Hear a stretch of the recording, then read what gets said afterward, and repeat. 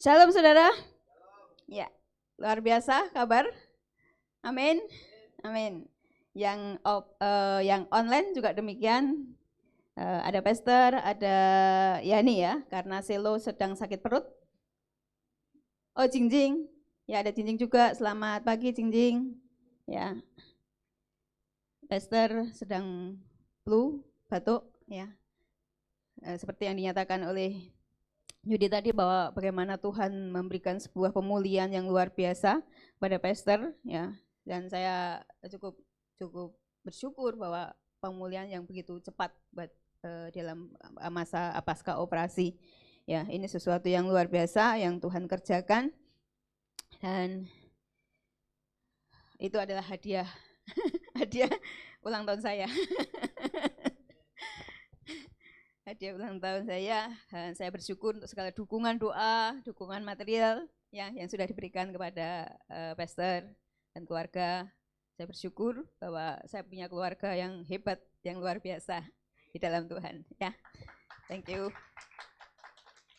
Oke, seperti yang tadi Ko Yudi katakan bahwa kita akan terus berubah mengikuti segala situasi, tapi bukan berubah dengan dasar-dasar firman Tuhan yang kita sudah terima, yang memberikan sebuah patron, yang memberikan sebuah dasar di dalam kita bertumbuh, tapi bagaimana kita mengerjakan gereja ini, apapun yang kita kerjakan harus mengikuti bagaimana kita menyesuaikan dan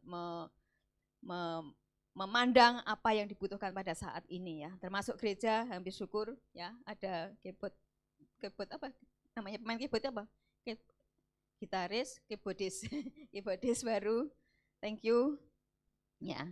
Dan saya juga memberikan keleluasaan terhadap saudara untuk bagaimana saudara mengembangkan gereja ya, tentunya dengan satu dasar dan doktrin yang saya dan pastor sudah taruh ya, satu kebenaran firman Tuhan yang sudah diberitakan, itu menjadi satu doktrin dasar di dalam saudara mengembangkan gereja ini ya. Saya percayakan kepada saudara sebagai orang-orang muda di bawah generasi saya. Oke, siap saudara? Ya, oke, kita akan melanjutkan satu pembahasan kita di dalam 2 Raja-Raja, yaitu 2 Raja 6 ayat yang ke-8 sampai yang ke-23.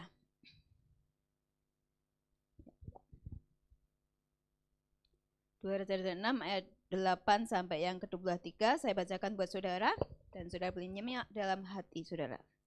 Tindakan Elisa dalam peperangan melawan Aram. Raja negeri Aram sedang berperang melawan Israel. Ia berunding dengan pegawai-pegawainya lalu katanya, ke tempat ini dan itu haruslah kamu turun menghadang.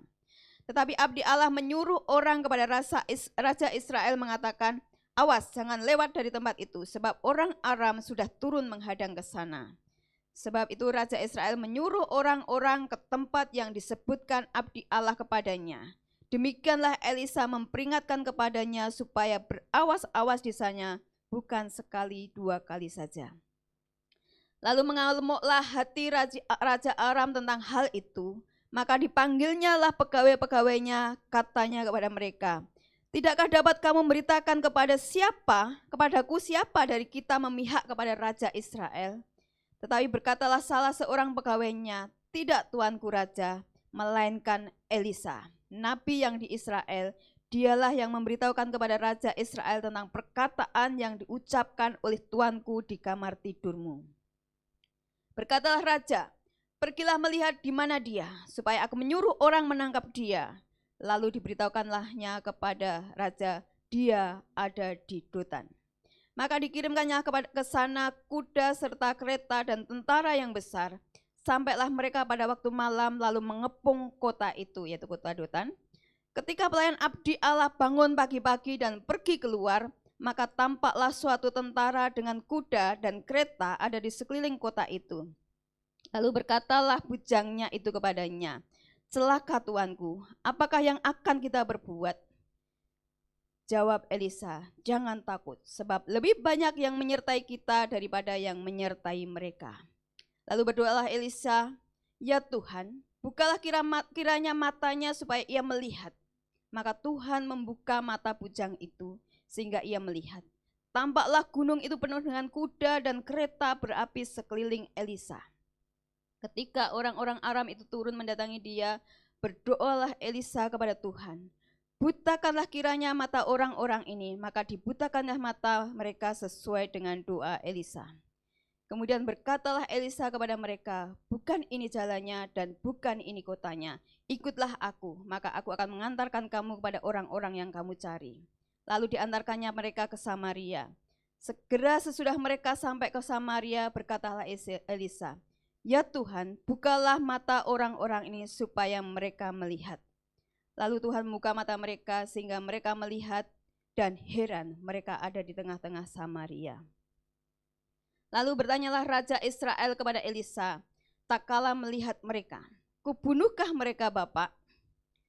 Tetapi jawab Elisa, jangan. Biasakah kau bunuh yang kau tawan dengan pedangmu dan dengan panahmu? Tetapi hidangkanlah makanan dan minuman di depan mereka supaya mereka makan dan minum lalu pulang kepada tuan mereka. Disediakannya bagi mereka jamuan yang besar, maka makan dan minumlah mereka. Sesudah itu dibiarkannyalah mereka pulang kepada tuan mereka. Sejak itu tidak ada lagi gerombolan-gerombolan Aram memasuki negeri Israel. Amin. Ya. Saya menulis judul dengan melalui perikop ini adalah jangan takut menghadapi masalah. Firman Tuhan ini saya siapkan mungkin 2 minggu sebelum pester operasi. Dan bagaimana ketika saya menghadapi satu waktu di mana pester harus operasi, bagaimana firman Tuhan yang Tuhan kasih, ya Tuhan bukakan di dalam diri saya ketika saya mempersiapkan, itu menjadi sesuatu yang rema di dalam kehidupan saya pada saat itu, yang menguatkan saya, dan itu sesuatu yang bagaimana saya bersyukur ya. Bagaimana firman Tuhan ini berbicara kepada saya, bagaimana firman Tuhan ini memberikan sebuah pelita bagi hidup saya, menjadikan sebuah pegangan di dalam kehidupan saya, menjadikan sesuatu yang menjadi kekuatan yang membangkitkan saya. Ya, kita melihat bahwa dalam perikop ini apa yang terjadi adalah bagaimana Raja Aram sedang memerangi bangsa Israel.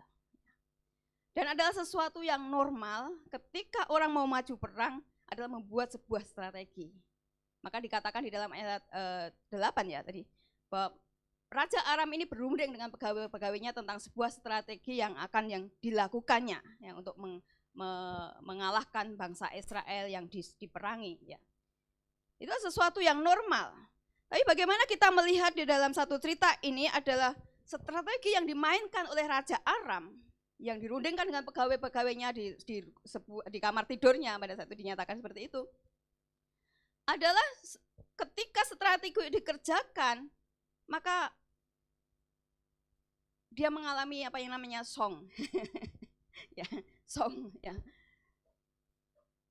Tidak berjalan dengan seperti apa yang direncanakan, tidak berjalan dengan apa yang dia perkirakan dengan strategi ini untuk bagaimana dia menghadang pada satu titik-titik yang akan diliwati oleh bangsa Israel. Tentara Aram ini mengalami sesuatu yang ternyata di sana bangsa Israel, tidak lewat di sana. Ya. Dan itu tidak hanya sekali 2 kali dikatakan firman Tuhan, tapi berkali-kali, berarti tidak hanya 1 atau 2 kali saja, itu artinya berkali-kali. Mereka gagal lagi, ternyata tidak ditemukan di sana. Satu penghadangan, satu strategi penghadangan yang direncanakan itu tidak berhasil, alami song katanya. Ya. Dan tentunya ini mengalami bagaimana sebagai seorang raja, tentunya berpikir bahwa ini bukan sebuah kebetulan kalau dia tidak menemukan bangsa Israel di satu titik yang mereka dihadang. Karena apa? Ini tidak hanya 1 kali, tapi berkali-kali, tidak hanya 1 kali, 2 kali. Maka tentunya Raja Aram berpikir bahwa wah ini ada sesuatu, berarti bangsa Israel itu tahu gitu loh tentang strategi yang saya buat, tentang strategi yang tentara Aram buat. Raja Aram berpikir itu, ada spy ini, ada mata-mata. Maka dia bertanya kepada pegawainya, bisakah kamu memberitahuku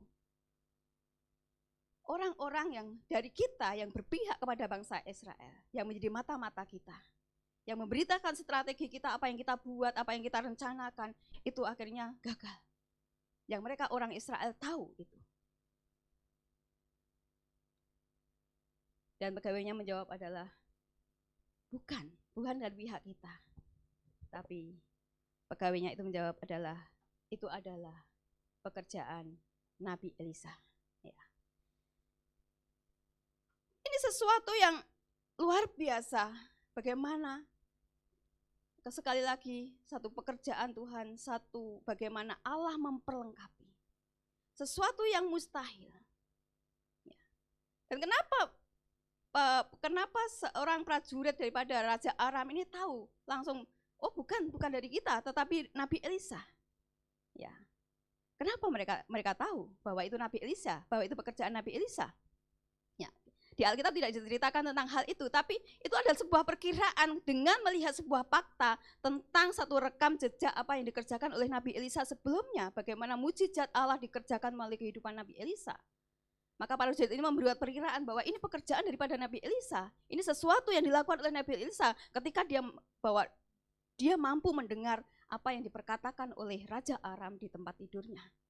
Ya, bagaimana Nabi Elisa mampu mendengar apa yang dikatakan di dalam satu perundingan dengan pegawai-pegawainya itu.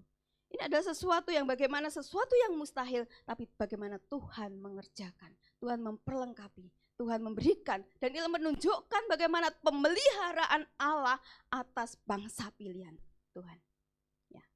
Ini sesuatu yang perlu kita pahami, bagaimana Allah menyertai bangsa pilihan Tuhan. Seringkali kadang-kadang kita melihat perjalanan bangsa Israel, ada kalanya Tuhan seakan-akan membiarkan bangsa Israel ada di dalam sebuah belenggu bangsa lain, sebuah penjajahan bangsa lain. Tapi kita tahu bahwa di dalam setiap sejarah, di dalam setiap perjalanan bangsa Israel, yang seakan-akan kadang-kadang Tuhan akan membiarkan bangsa Israel ada di dalam sebuah penderitaan oleh karena kesalahan mereka. Tapi mata Tuhan tidak pernah lepas daripada bangsa pilihannya. Ya. Bagaimana ketika terjepit bangsa Israel, tangan Tuhan selalu terulur. Ya. Ini menjadi sebuah pemahaman di dalam sebuah kehidupan kita sebagai orang-orang yang Tuhan pilih. Kita adalah orang-orang menjadi pilihan Tuhan, seperti bangsa Israel menjadi pilihan Tuhan. Allah, penyertaan Allah, pemeliharaan Allah di dalam satu kehidupan kita, itu ada sesuatu yang senantiasa boleh kita lihat akan nyata. Ya. Yang mungkin kadang-kadang kita mengalami suatu masalah demi masalah yang seakan-akan, kok banyak sekali ya. Seakan-akan kita mungkin pernah merasakan bahwa kita ditinggalkan oleh Allah. Seakan-akan kita mungkin merasakan bahwa kita sendirian. Seakan-akan kita merasakan bahwa Allah itu cuek. Ya, kita mengalami sebuah perjalanan di tengah-tengah badai. Kita mengalami tengah-tengah suatu kondisi yang sangat kelam. Tapi kita percaya bahwa Allah tidak pernah meninggalkan kita. Matanya selalu tertuju. Kita melihat bangsa Israel, seberapa mereka ada diam, tapi ketika mereka terjepit, tangan Tuhan selalu terulur. Dan bagaimana Tuhan memperlengkapi bangsa Israel ini dengan orang-orang, pemimpin-pemimpin, yang dimana Tuhan menyalurkan berkat di sana. Dan kita melihat bagaimana pemeliharaan Tuhan. Ya, Dia memperlengkapi Elia sebagai nabi di sana. Dia menyatakan sesuatu. Bagaimana satu daerah yang berbeda, Aram dengan Dotan itu bukan jarak yang sedikit, tapi Nabi Elisa bisa mendengar apa yang dikatakan oleh Raja Aram di dalam sebuah perundingannya. Sekali lagi Bapak, itu sebuah pemeliharaan Tuhan. Ya.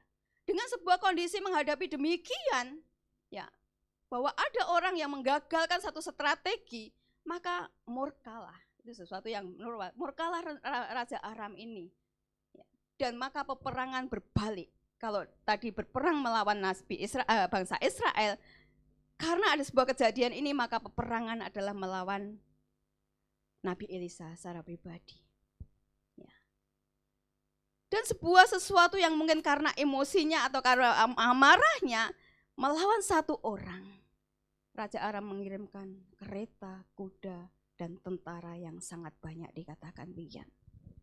Maka dikirimkannya lah ke sana kuda serta kereta dan tentara yang besar.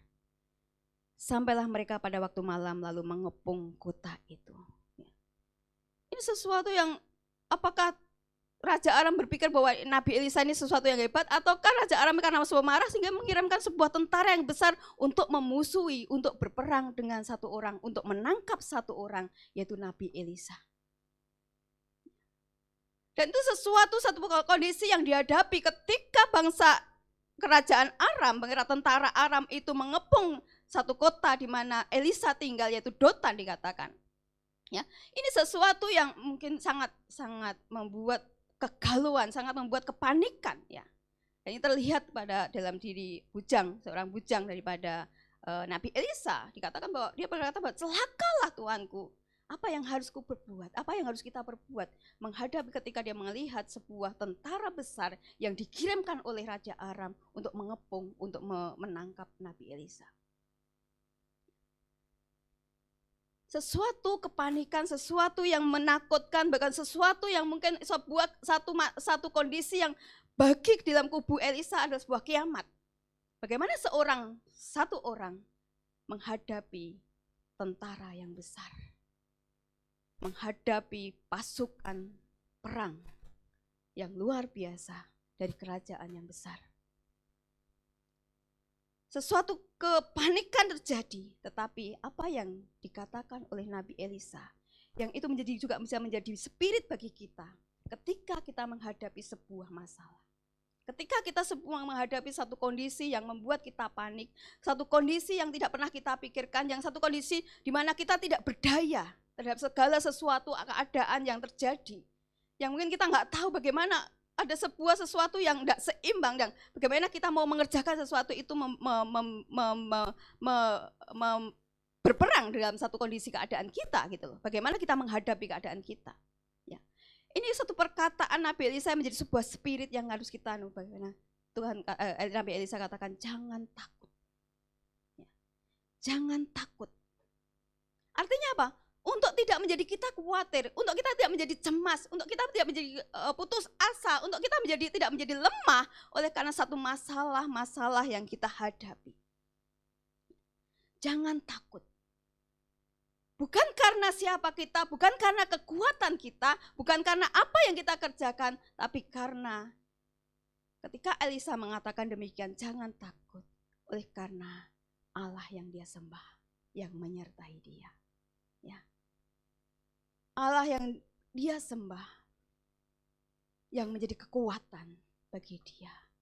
Dan itulah juga menjadi satu dasar di dalam satu kehidupan kita, menjadi satu spirit. Ketika kita menghadapi satu masalah, kita tidak menjadi takut. Jangan takut, bukan karena kekuatan kita, bukan karena kemampuan kita, bukan karena kesiapan kita, tapi karena Allah Elisa. Allah yang disembah oleh Elisa, Allah Israel, yang Allah yang kita sembah di dalam Yesus Kristus. Amin. Jadi, kita tidak menjadi takut. Kita tidak menjadi khawatir. Kita tidak menjadi orang yang panik. Kita tidak menjadi orang yang menjadi lemah dan putus asa oleh karena menghadapi seberapa masalah yang Tuhan izinkan terjadi, sebesar apapun, bagaimanapun kondisinya dalam satu masalah. Ini menjadi sebuah hal yang kita harus pegang. Satu perkataan Nabi Elisa ketika menghadapi tentara yang begitu luar biasa, Elisa katakan jangan takut. Bukan karena Nabi Elisa sanggup menghadapi tentara, tapi karena Allah yang dia sembah, Allah yang menyertai dia. Satu perkataan untuk kita menjadi takut, untuk kita jangan takut, ini menjadi sesuatu yang penting di dalam kehidupan kita. Kita tahu bahwa kehidupan kita tidak pernah sepi terhadap satu masalah. Ya, apapun, posisi apapun kita, ya satu masalah demi masalah Tuhan izinkan. Terjadi di dalam kehidupan kita. Tapi ketika kita ada rasa takut, maka rasa takut ini adalah menjadi salah satu sumber daripada kekalahan kita. Rasa takut menjadi salah satu musuh terbesar di dalam kehidupan kita ketika kita menjalani kehidupan ini. Ketakutan membuat kita menjadi lemah. Ketakutan membuat kita menghambat sebuah potensi yang bisa keluar di dalam diri kita. Sehingga kita menjadi putus asa, menjadi lemah, kita menjadi tidak berdaya. Ya. Ketakutan itu menjadi sumber kekalahan. Bahkan ketakutan itu adalah merupakan sebuah kekalahan sebelum kita bertindak. kekalahan sebelum kita berperang. Maka Tuhan katakan Tuhan tidak memberikan kepada kita roh ketakutan. Amin. Tapi Tuhan memberikan kepada kita satu kekuatan. Roh yang memberikan kekuatan. Roh yang membangkitkan kita. Roh yang menguatkan kita. Itulah yang Tuhan berikan. Karena kekhawatiran, ketakutan tidak menambah apapun kebaikan di dalam satu kehidupan kita. Tidak akan mendapatkan satu keuntungan di dalam sebuah kehidupan kita. Di dalam Matius 6 ayat 27 dikatakan, siapakah di antara kamu yang karena kekhawatirannya dapat menambahkan sehasta saja pada jalan hidupnya. Jadi jangan takut, itu menjadi sebuah kunci di dalam kita menghadapi sebuah masalah. Satu perkataan kita, suatu spirit yang harus kita tanamkan di dalam kehidupan kita. Ya, ini sesuatu yang bukan lagi hanya kita sekedar jangan takut, tapi tentu kita akan belajar bagaimana apa yang menjadi sebuah dasar kita, apa yang akan membuat kita menjadi tidak takut dalam menghadapi satu masalah. Ya, bukan kita sekedar berkata dan kita ada sebuah dasarnya, tapi apa yang menjadi dasar kita yang kita akan pelajari untuk kita tidak menjadi takut. Bagaimana kita menjadi orang yang tidak takut dalam menghadapi sebuah masalah? Bagaimana kita menjadi orang yang tidak khawatir ketika kita diberhadapkan satu kondisi yang menakutkan kita secara manusia, yang membuat kita berpikir tentang hal-hal yang negatif, yang membuat kita berpikir tentang hal-hal buruk yang bisa terjadi, ya. Sesuatu yang kita hadapi pada saat itu, tapi satu spirit untuk jangan takut, itu akan membangkitkan sebuah kekuatan. Nah, bagaimana? Apa yang di dasar kita untuk kita tidak menjadi takut dalam menghadapi masalah? Yang pertama adalah, apa yang kita perlu lakukan adalah pertajam mata iman. Kalau mata fisik kita, ya, yang kita bawa dari lahir di dalam tubuh kita, itu adalah sebuah kemampuan untuk kita melihat segala hal yang bersifat fisik, yang sesuatu hal yang bersifat ada bentuknya. Ya. Maka yang saya maksudkan di dalam mata iman kita, yang harus kita pertajam ini adalah kemampuan untuk kita melihat segala sesuatu yang belum ada wujudnya, yang belum ada buktinya melalui iman sebagai sebuah fakta, sebagai sebuah kenyataan, sebagai sesuatu yang sudah kita terima, sebagai sesuatu yang kita sudah pegang, sebagai sesuatu yang kita sudah alami. Ketika Nabi Elisa melihat tentang sebuah tentara, ya, tentara yang besar yang mengelilingi dia, yang kemudian Elisa berdoa kepada Tuhan, Tuhan bukakan mata bujangku ini untuk melihat penyertaan-Mu. Dan mata bujang ini bisa melihat tentara yang besar, kereta besi yang mengelilingi Nabi Elisa. Ini adalah sebuah pengalaman rohani. Secara mata tidak ada tentara itu. Karena kalau ada tentu Nabi Elisa bujangnya langsung melihat. Tapi Nabi Elisa harus berdoa untuk membuka mata bujang itu melihat bahwa ada tentara yang menyertai. Dikatakan bahwa jangan takut sebab banyak yang menyertai kita daripada yang menyertai mereka. Lalu berdoalah Elisa, ya Tuhan, bukalah kiranya matanya supaya ia melihat. Maka Tuhan membuka mata bujang itu sehingga ia melihat, tampaklah gunung itu penuh dengan kuda dan kereta berapi sekeliling Elisa. Ya. Dikatakan jauh lebih besar yang menyertai kita daripada tentara yang dikirimkan orang Raja Aram ini untuk mengepung kita. Ya. Ini adalah sebuah pengalaman rohani. Ini adalah sebuah sesuatu yang memberikan bagaimana mereka boleh melihat. Tuhan memampukan mereka melihat sebuah penyertaan Tuhan secara wujud tentu tidak ada. Tetapi mereka boleh melihat satu penglihatan ini yang dibukakan oleh Tuhan. Untuk Nabi Elisa dan juga bujangnya boleh melihat bahwa penyertaan Tuhan itu ada pada mereka. Dan kuasa Allah yang menyertai mereka itu jauh lebih besar daripada masalah yang dihadapi, daripada tentara yang dihadapi. Ini sesuatu merupakan sebuah pengalaman rohani.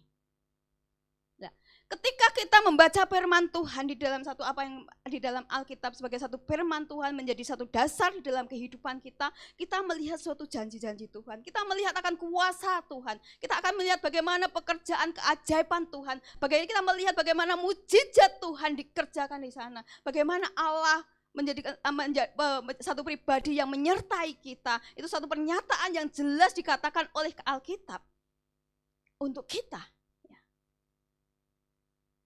Kita melihat itu, dan ini sebuah penglihatan yang Tuhan bukakan di dalam satu kehidupan kita.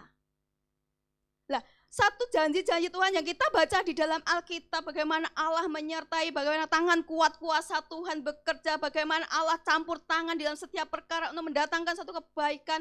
Ini merupakan satu hal yang hidup di dalam satu kehidupan kita, itu menjadi sesuatu yang nyata di dalam kehidupan kita, itu menjadi sesuatu yang kita tangkap dan kita bisa menjadikan sesuatu yang nyata sebagai satu hal yang kita terima di dalam satu kehidupan kita ketika kita mampu dengan melihat dengan mata iman. Amin. Ya. Kita belum melihat ketika kita masalah, Tuhan katakan bahwa aku ada di depan, aku menonton engkau, tangan kananku memegang engkau. Secara mata kita nggak melihat itu, tetapi kita mampu. Itu satu perkataan yang hidup, sesuatu yang nyata, ya. Ketika kita memandangnya dengan mata iman. Di dalam Ibrani 11 ayat katakan iman adalah dasar dari segala sesuatu yang kita harapkan dan bukti dari segala sesuatu yang tidak kita lihat. Di dalam kita menghadapi satu masalah, mungkin kita belum menerima sebuah pertolongan Tuhan. Tapi ketika kita membaca firman Tuhan dan itu menjadi satu hal yang Tuhan nyatakan di dalam satu hari kehidupan kita bahwa tangan kananku yang memegang engkau, aku yang menopang engkau, aku yang berjalan di depanmu. Ya. Kalau kita baca di dalam Yesaya 43:1, dengan tangan kananku, aku memegang engkau, maka janganlah engkau takut. Di dalam Ulangan 31 ayat 8, Tuhan, akulah yang berjalan di depanmu. Sebab Tuhan dia sendiri akan berjalan di depanmu, dia sendiri akan menyertai engkau, dia tidak akan membiarkan engkau dan tidak akan meninggalkan engkau. Janganlah takut dan janganlah patah hati. Dengan mata iman kita bisa melihat akan satu penyertaan Tuhan. Dengan mata iman kita melihat bagaimana Tuhan memegang tangan kanan kita. Dengan tangan kanannya dia memegang kita. Kita melihat bagaimana Allah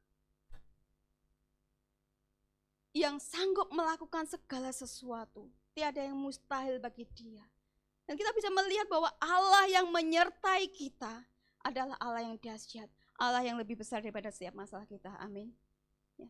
Dengan mata iman kita memandang itu. Nah, sehingga itu sesuatu yang kita pegang, kita bisa alami akan satu penyertaan Tuhan, yang itu akan membangkitkan satu kekuatan di dalam kehidupan kita, yang membangkitkan, yang akan memberikan sebuah terang, yang akan memberikan sebuah kekuatan di dalam kehidupan kita.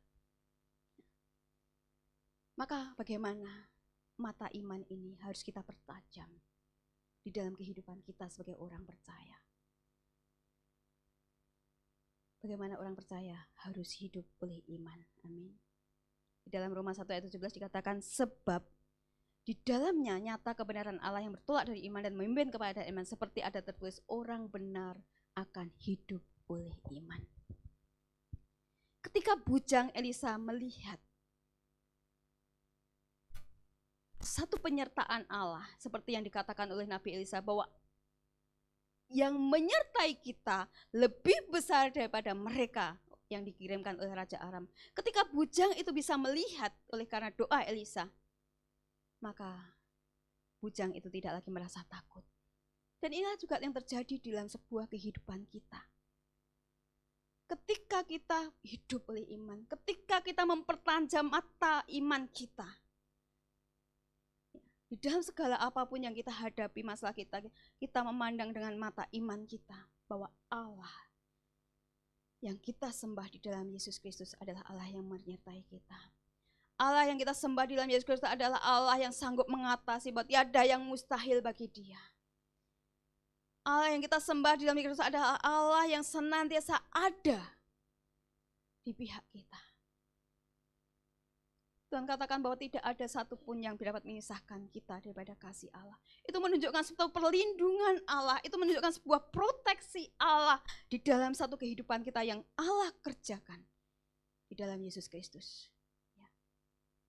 Dan ketika menghadapi satu masalah, kita bisa memandang itu dengan mata iman kita, akan penyertaan Tuhan, akan tangan kanan Tuhan yang memegang kita, akan Tuhan yang berjalan di depan kita, yang menuntun kita, yang berjaga-jaga atas kita, maka kita akan mengalami seperti bujang itu.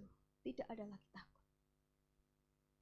Ada sebuah kekuatan yang Tuhan berikan. Ada sebuah keberanian untuk kita menghadapi masalah. Ada sebuah kecakapan untuk kita menghadapi masalah. Ketika kita berjalan dengan iman kita bisa memandang dengan mata iman kita, hidup dengan mata iman kita senantiasa kita bertajam untuk melihat akan apa yang Tuhan janjikan. Maka kita memiliki satu cara pandang yang berbeda dalam menghadapi masalah. Kita akan menjadi orang yang tenang. Dan kita akan menjadi orang yang cakap untuk mengatasi satu masalah dengan solusi-solusi yang daripada Tuhan.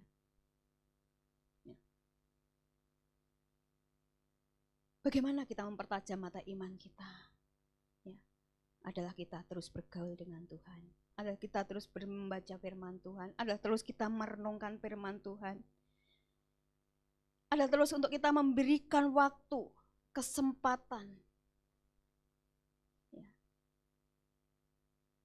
untuk kita menyerap, untuk kita memelihara, untuk kita menaburkan firman Tuhan itu di dalam satu hidup kita. Ya.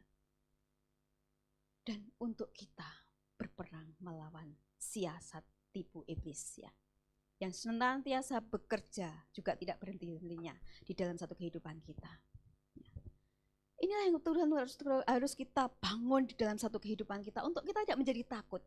Pertajam mata imanmu, pertajam mata iman kita untuk kita melihat bahwa apa yang dijanjikan Tuhan itu menjadi sesuatu yang fakta nyata. Seperti Elisa melihat tentara Allah itu berjaga-jaga atas mereka. Demikianlah juga kita boleh melihat bagaimana Allah berjaga-jaga atas hidup kita. Amin. Bagaimana Allah menyertai kita, bagaimana Allah itu Allah yang ada senantiasa di dalam satu kehidupan kita. Allah yang memegang tangan kita, Allah yang memproteksi kita. Kita bisa melihat dengan jelas di dalam kehidupan kita ketika kita melihat dengan mata iman. Ya. Maka Tuhan katakan bahwa orang percaya harus hidup oleh iman. Kalau kita nggak mempertajam mata iman kita, maka kita menjadi orang yang lemah. Kita akan menjadi bulan-bulanan iblis. Kita akan menjadi orang yang terperangkap oleh siasat iblis. Kita akan hidup dalam sebuah ketakutan, kekhawatiran, dan apapun bentuknya, sejenisnya, kegelisahan, kecemasan. Ya. Yang itu adalah musuh terbesar di dalam kehidupan kita. Ketika saya menghadapi operasi Pastor, sebenarnya operasinya sederhana. Bahkan di daerah pelosok mungkin ya, itu rumah sakit tipe C bisa mengatasi itu. tindakan Pastor itu. Ada sesuatu yang Tuhan dengan segala kondisi yang dia harus hadapi, bagaimana dia harus yang menjadi masalah kan masalah anestesinya. Dan itu hal utama di dalam sebuah operasi, ya. Jalan napas itu menjadi hal utama. Kalau jalan napas sudah tidak berhasil, maka selesai sudahlah. Gitu. Dan itu menjadi saya sebagai dokter tahu betul bagaimana operasi akan berjalan dimulai dari jalan napas ini. Itu menjadi sesuatu yang masalah buat Pastor. Ya. Itu sesuatu yang ada alasan untuk saya takut. Ya. Ketika operasi, Pastor harus operasi, bahkan saya berdoa ambeien, memang itu sudah masalah besar, ambeien, prostat itu sudah masalahnya dia sejak dia masih mungkin sebelum operasi tulang belakang ya. Dan waktu itu memang belum keluhan banyak, akhirnya Tuhan izinkan operasi tulang belakang dan baru tahu bahwa itu ada masalah. Itu menjadi operasi pertamanya Pastor dan ternyata dari situ saya tahu ada masalah ketika Pastor harus operasi. Dan sebetulnya operasi yang Pastor lakukan, operasi yang 2 kali ini, 2 kali ini, lakukan itu nggak perlu bius total. Harusnya regional bisa dengan disuntikkan di tulang belakang. Tapi masalahnya ada pen di pastor. Makanya saya, Tuhan kenapa kok sesuatu menjadi sulit seperti ini? Seandainya tidak terpasang pen, ini sesuatu yang simpel aja gitu loh. Nggak perlu, mungkin nggak akan menimbulkan sebuah ketakutan yang seperti ini terhadap diri saya dalam hidup saya. Ya. Oke, selamat datang. Gimana sih lo? Aman? Oke, puji Tuhan. Oke, selamat datang. Ya. Itu nggak jadi masalah. Jadi satu hal yang saya ngomong, Tuhan, ya ini harus, karena pennya harus bius total. Dan kenapa kondisi tenggorokannya tidak memungkinkan dengan mudah untuk bius total. Itu sesuatu hal yang saya bisa menggerutu dan segala macam ya, sesuatu yang aduh kok pasemen gitu loh. Kok satu kondisi kok pasemen gitu loh. Wis nggak iso dianestesi dengan mudah, dan tulang belakangnya juga tidak memungkinkan untuk memasukkan obat anestesi di situ. Ini sesuatu yang rasanya dua hal yang saling bertumpukan yang akhirnya harus mau tidak mau ya harus dikerjakan dengan bius total, dan itu harus dengan alat khusus ya. Baru tahu setelah operasi tulang belakang itu. Dan ada sesuatu yang tentunya saya sudah dari awal dengan dokter ini, dan dia sudah sebenarnya 2 kali kan sama dokter ini gitu loh. Harusnya dengan ketika saya mengingatkan lagi, itu menjadi sebuah sesuatu yang buat dia, oh iya gitu loh. Tapi ya memang dokter bedah itu nggak ngurusi anestesi, dokter bedah adalah khusus ya mungkin itu jadi miss. Padahal tapi saya sudah, dan dia udah bilang nanti saya sampaikan ke dokter anestesi. Ya saya udah tenang lah, dan pada akhirnya ketika mau operasi, persiapan Senin waktu itu rumah sakit Mitra ya, masuk, dan malamnya saya menyerahkan Mega, ketemu dokter anestesi, kembali tekankan ini, pokoknya tekankan ini, harus pakai fiber optik, harus pakai optik gitu. Dan ternyata dokter anestesi nggak datang, lewat telepon aja. Saya ngomong sama Mega, itu udah bagi saya udah suatu masalah. Ya, udah dikasih tahu ini kasus sulit, tapi kenapa dokter anestesi nggak nemoni pasien nih, nggak lihat pasiennya gitu loh. Ini buat saya, sudah pukulan buat saya gitu, sesuatu yang itu jadi masalah buat saya. Saya ngomong sama Mega, apa karena saya di kelas 3? Apa karena saya pakai BPJS ya? Sampai saya ngomong sama Mega seperti itu. Terus Mega, jangan overthinking, Mam. Jangan negatif. Ya wis, aku akhirnya ya sudah, aku berserah sama Tuhan. Aku udah, Tuhan menyertai gitu. Apapun itu. Terus 1 jam sebelum pelaksanaan operasi, kabari lagi. Dokter anestesinya ganti.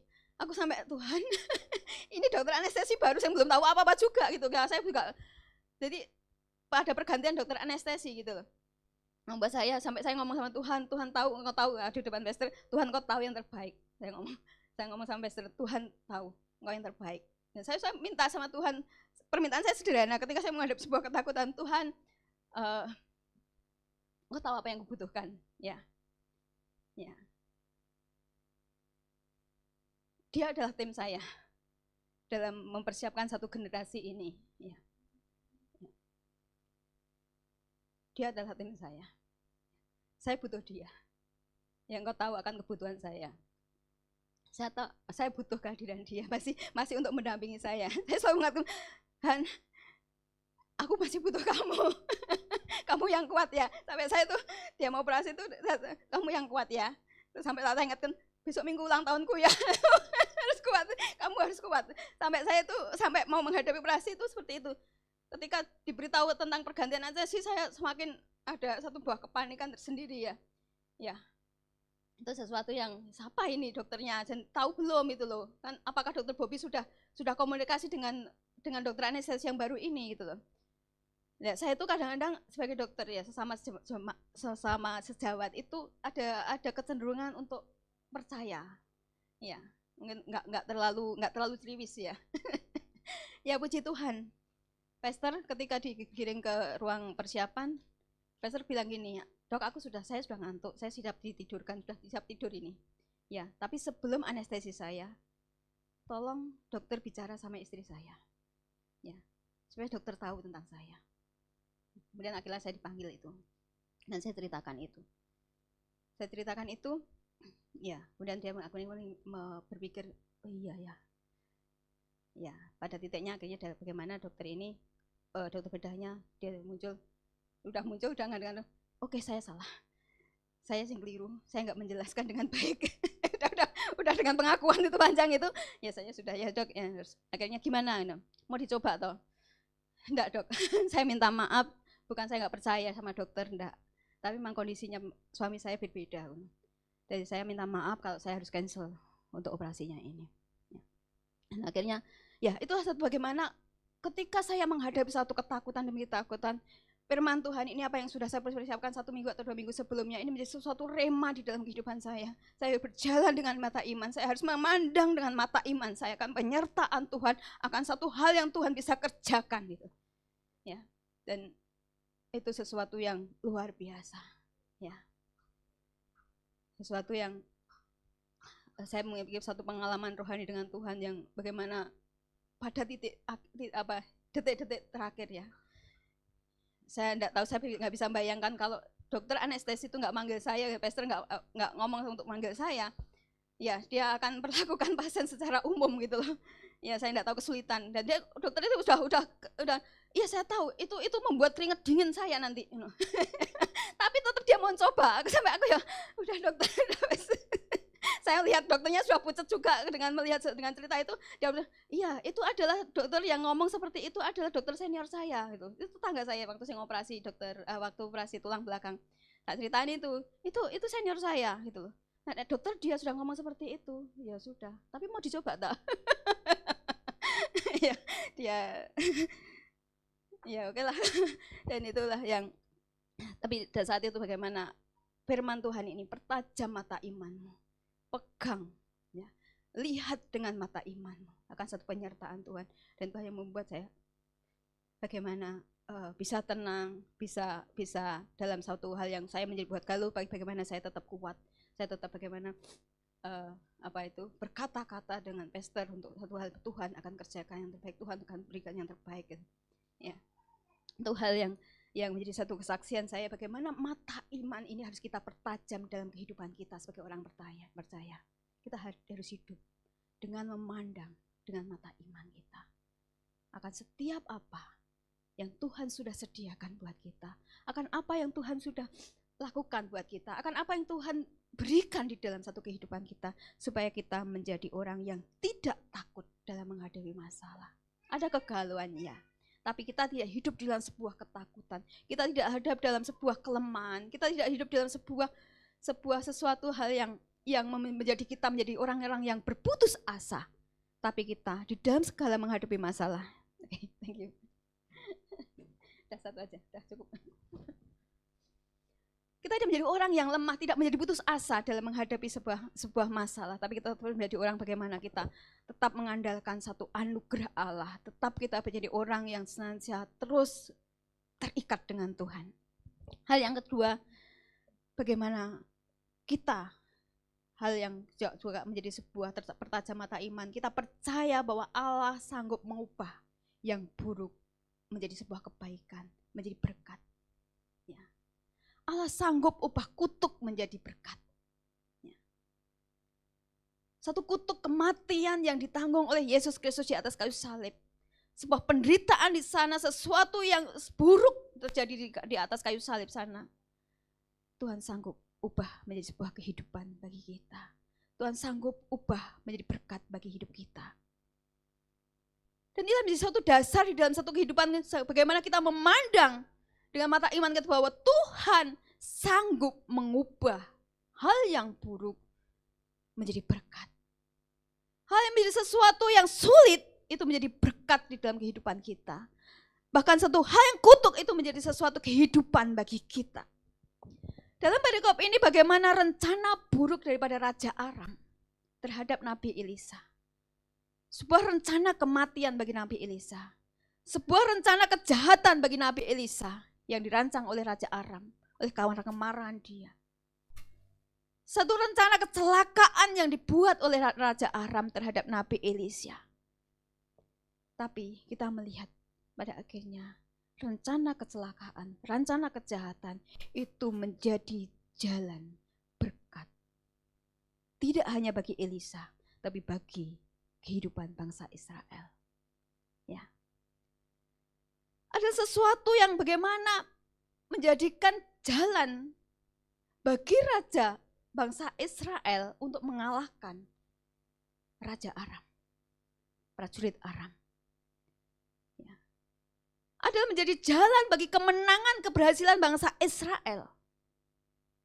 Satu kecelakaan, kejahatan yang dirancang oleh Raja Aram terhadap Nabi Elisa itu menjadi berkat bagi bangsa Israel. Menjadi jalan kemenangan, menjadi jalan keberhasilan. Ketika bagaimana Raja Aram ini, prajurit dari kerajaan Aram ini dibawa Elisa masuk ke kota Samaria. Dan ada di bawah kendali bangsa Israel. Ada di bawah kepungan bangsa Israel. Yang itu berarti ketika dia memasuki daerah lawan, ada sebuah kekalahan bagi kerajaan Aram.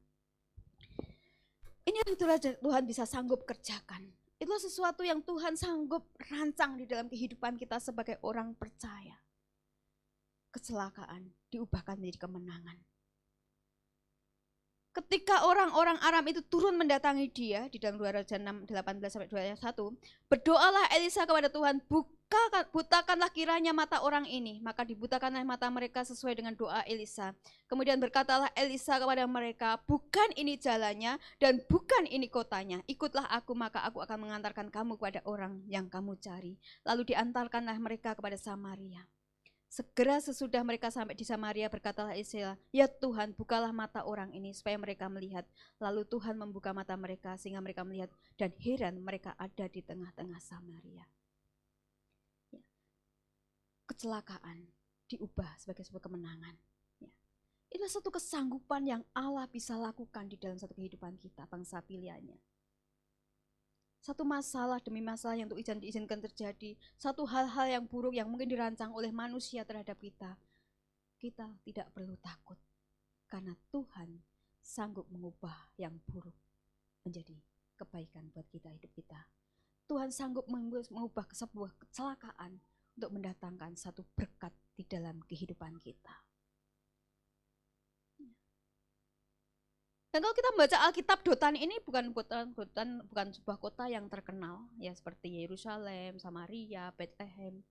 Dia sebetulnya Dotan ini tidak begitu terkenal, tapi Dotan ini menjadi saksi ya atas dua peristiwa. Ya sebelum satu kemenangan yang dibuat oleh bagaimana Elisa diserang oleh Raja Aram dan bagaimana rancangan kecelakaan itu mengubah menjadi sebuah kemenangan. Jauh sebelum itu, beratus-ratus tahun sebelum itu, di daerah Dotan ini juga bagaimana Yusuf dijual.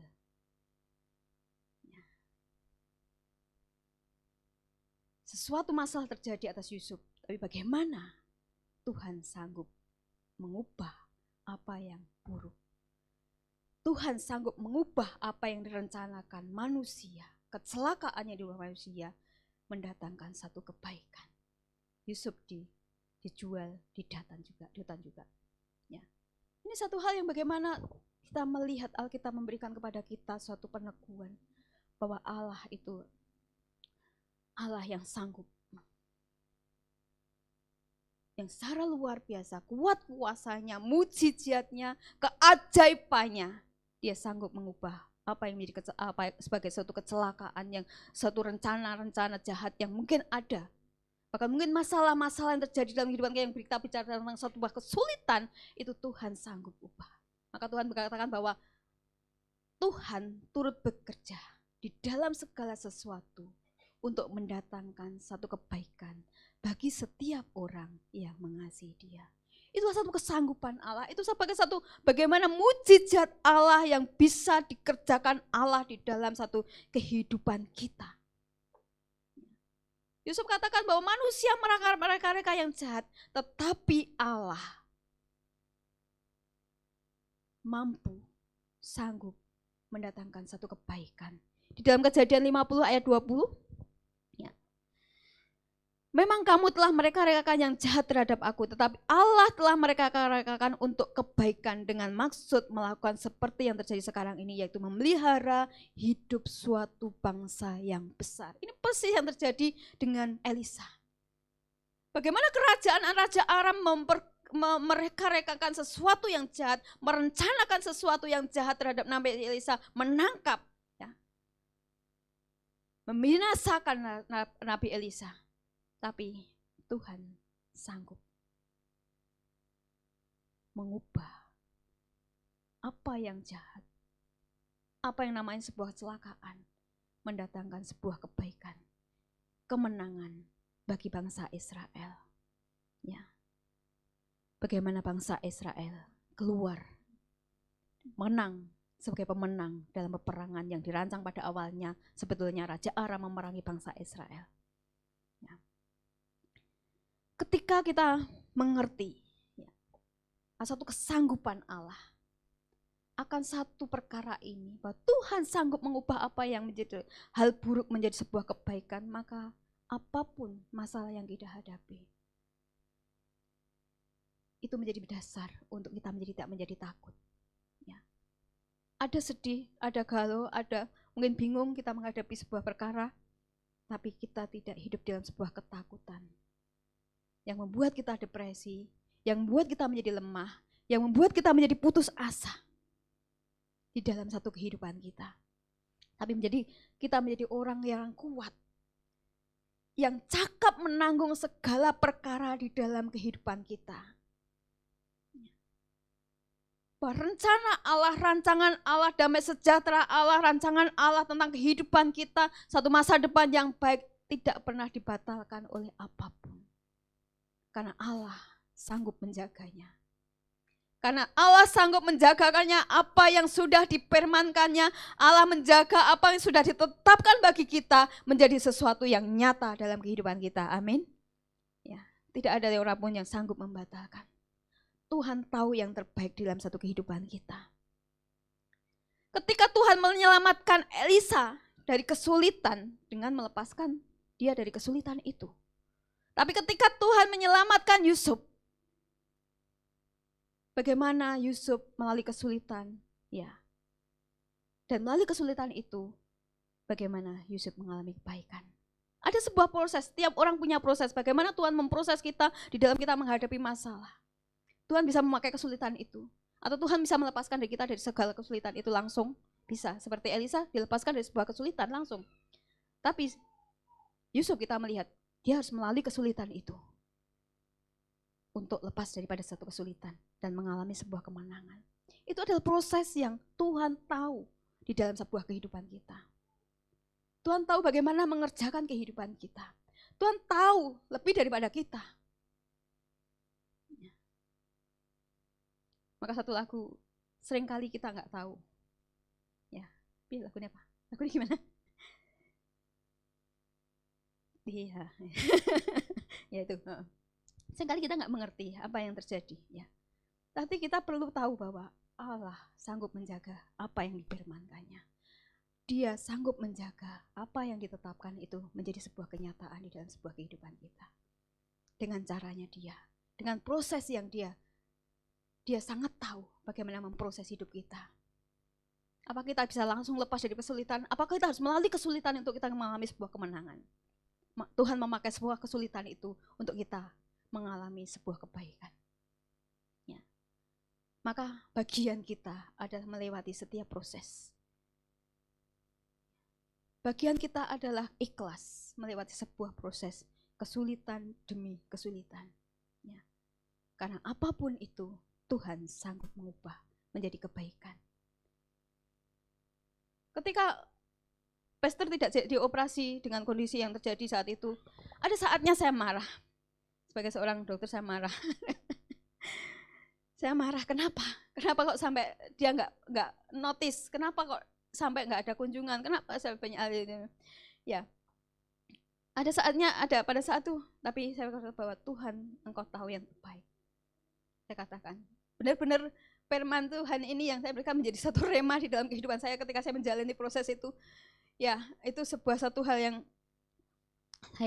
saya antara saya kebutuhan saya pastor tetap hidup hidup sampai Tuhan mungkin kehidupan dia tuh lebih daripada hidupku sendiri itu. Saya menginginkan dia hidup itu lebih daripada saya hidup. Ya, saya masih butuh dia untuk mempersiapkan satu generasi ini. Dan itu saya perkatakan kepada Tuhan, saya imani, saya nyatakan kepada Tuhan, saya ngomong-ngomong sama Tuhan, dan saya saat itu bagaimana saya memiliki sebuah keintiman yang luar biasa dengan Tuhan ya dalam melewati proses itu. Dan ketika saat kan itu menjadi hal yang buruk ya, sampai akhirnya operasi itu gagal. Ya, kalau seandainya dipersiapkan lebih awal, lebih notis, maka dia ketika mitra tidak bisa pinjam fiber optik ke Dr. Sutomo, dia sudah jauh mempersiapkan, langsung dirujuk ke Dr. Sutomo, tidak perlu masuk ke rumah sakit mitra, persiapan operasi dan macam-macam, dan sampai masuk ruang operasi. Ya, tidak seperti itu gitu. Ya, itu pemikiran saya pada saat itu, seandainya, tapi firman itu menguatkan bahwa Tuhan sanggup apa yang kita pikirkan buruk ya. Mungkin apa yang kita pikirkan sebuah kesalahan ya. Ya. Tapi Tuhan sanggup mengubahkan yang baik. Ya, pada akhirnya Pastor mendapatkan dokter yang terbaik, alat yang terbaik ya, dan membawa keberhasilan atas satu operasi itu ya. Luar biasa. Ya, dan Tuhan mengerjakan pemulihan yang luar biasa ya.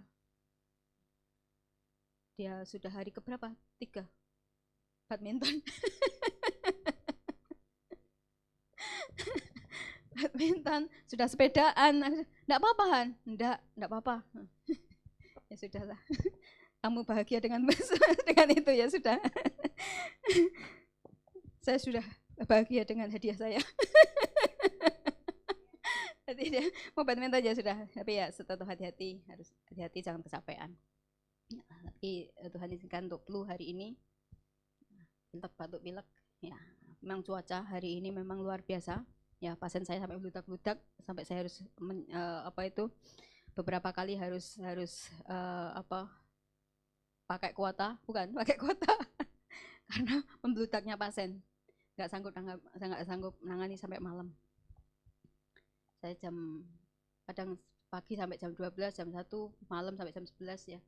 Dan itu harus saya, tapi ya puji Tuhan pasien tetap kembali besoknya, Bu saya antri untuk besok paginya ya sudah. Kecuali yang berat ya, Bu saya udah nggak kuat ya, udah saya layani ya. Itulah memang musim ini luar biasa berat bagi manusia ya, batuk pilek, semua pasien saya adalah batuk pilek dan tidak ada seorang pun yang bisa mau diswab. Jadi ya sudah saya perlakukan batuk pilek biasa, wis imanmu menyembuhkan. Iman saya menyembuhkan menyembuhkan pasien saya. Duh, nggak ada yang mau diswab. Alasannya adalah saya udah booster, Dok. Jadi nggak perlu swab. Ya sudahlah, nggak apa-apa. Oke, hal yang ketiga. Terakhir adalah minta hikmat. Untuk kita tidak menjadi takut adalah Tuhan senantiasa memberikan hikmat dan petunjuk dalam setiap langkah demi langkah hidup kita. Jadi minta hikmat dan petunjuk Allah dalam setiap langkah demi langkah, untuk kita tidak menjadi takut. Allah senantiasa memberikan itu.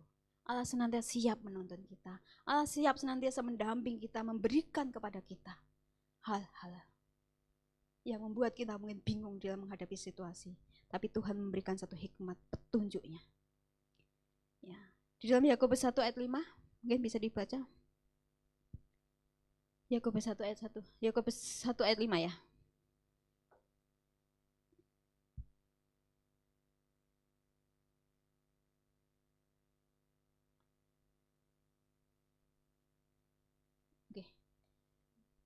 Tetapi apabila di antara kamu ada yang kurang hikmat, hendaklah ia mintanya kepada Allah yang memberikan kepada semua orang dengan murah hati dan dengan tidak membangkit-bangkit, maka hal itu akan diberikan kepadanya. Ada banyak hal kebingungan di dalam satu kehidupan kita ketika kita menghadapi satu masalah. Ada hal yang mungkin kita tak tahu bagaimana kita harus melangkah. Tapi Tuhan adalah sumber hikmat buat kita. Dia tahu yang terbaik buat hidup kita. Maka kita perlu hidup di dalam sebuah keintiman dengan Tuhan. Kita hidup di dalam satu persekutuan dengan Tuhan. Kita hidup dengar-dengaran dengan Tuhan. Kita hidup dengan senantiasa berjalan bersama dengan Tuhan. Untuk kita menerima hikmat dan petunjuknya setiap langkah demi langkah di dalam satu kehidupan kita. Dan ketika Tuhan memberikan sebuah petunjuk, maka bagian kita untuk kita mau taat.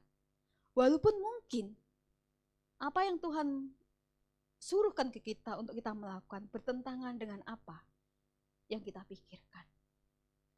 Ya. Seperti yang dialami oleh bangsa Israel ini. Ya. Kerajaan Aram siap memerangi bangsa Israel. Dan ketika bangsa Aram ini sudah ada di tangan cengkeraman bangsa Israel. Ini sesuatu yang sangat mudah, tinggal bunuh aja gitu loh. Sudah ada di dalam sebagai suatu tawanan perang. Ya. Mereka sudah masuk di dalam sebuah perangkap.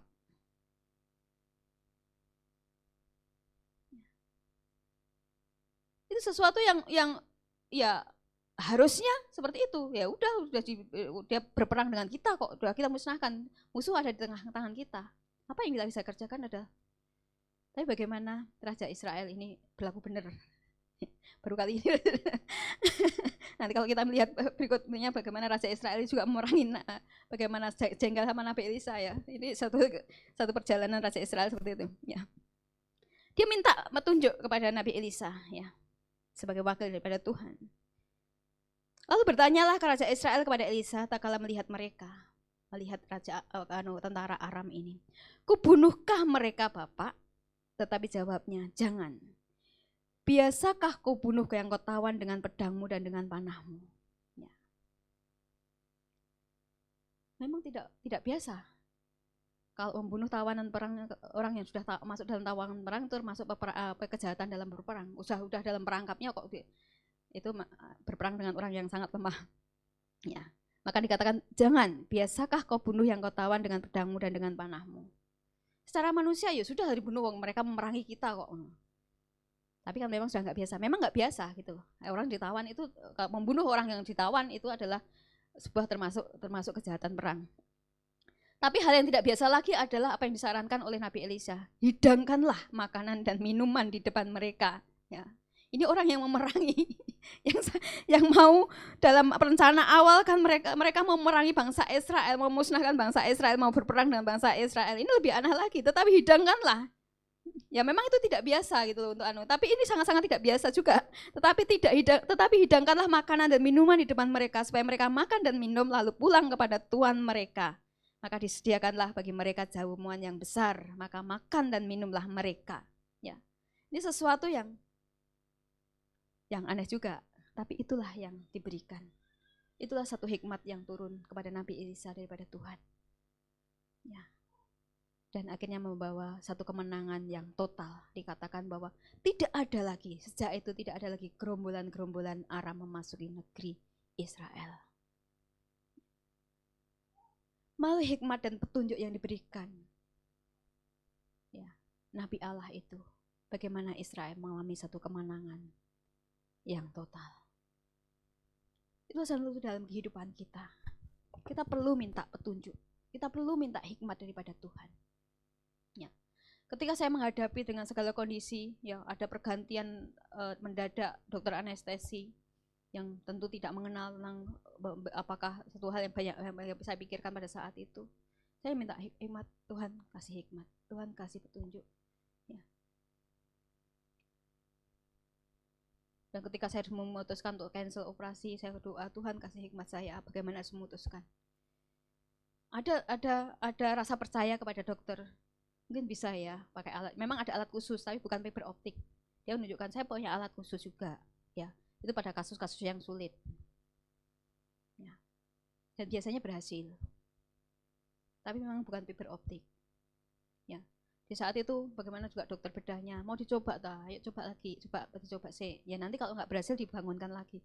Nah, saya sudah ini satu hal yang membuat tapi saya Tuhan berikan aku hikmat di tengah ruang persiapan itu.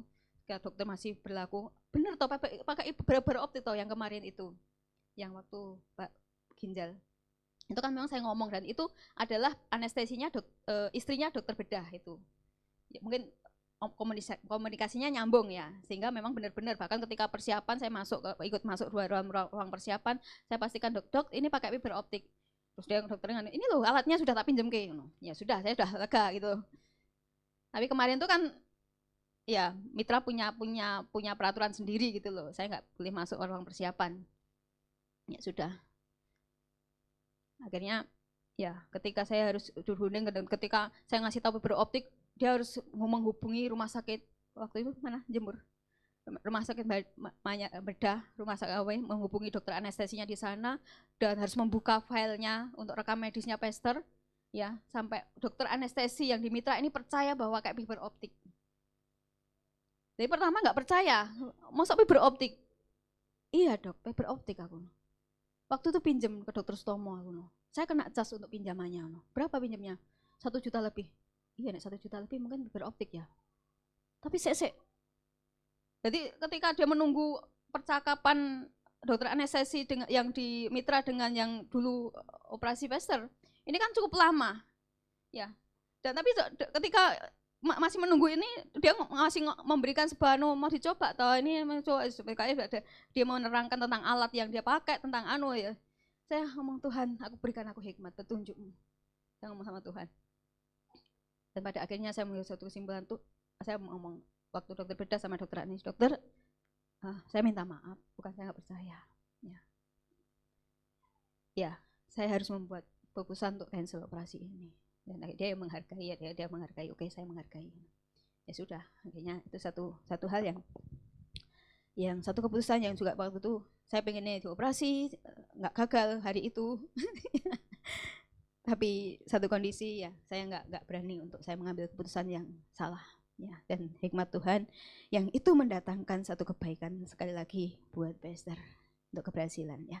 Ya ini satu kehidupan, di dalam satu kehidupan kita, ketika kita menghadapi masalah, kita bingung dengan situasi yang kita hadapi, kita nggak tahu kenapa ini terjadi ya. Satu hal, minta hikmat.